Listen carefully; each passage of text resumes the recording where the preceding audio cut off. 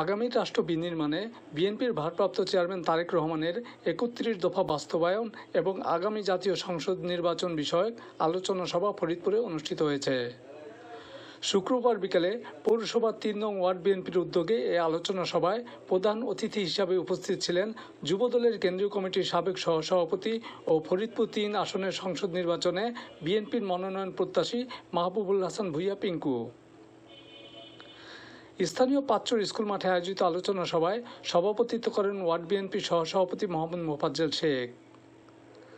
জেলা যুবদলের সহসভাপতি শেখ শহীদুল ইসলাম শহীদ মেম্বারের সঞ্চালনায় সভায় অন্যান্যের মধ্যে বক্তব্য রাখেন আলহাজ ফরিদ শেখ, নারায়ণচন্দ্র বিশ্বাস, যুবদল নেতা শহীদুল ইসলাম টুটুল, দেলাওয়ার হোসেন দিদার, ছাত্রদল নেতা শাহরিয়ার হোসেন জুয়েল, আওয়াল খান লালন, যুবদল নেতা মোহাম্মদ আকবর শেখ সহ স্থানীয় নেতৃবৃন্দ।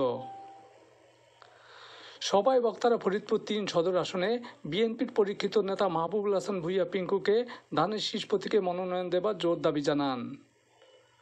আলোচনা সভা শেষে বিএনপির চেয়ারপারসন বেগম খালেদা জিয়ার রোগমুক্তি কামনায় দোয়া অনুষ্ঠিত হয়।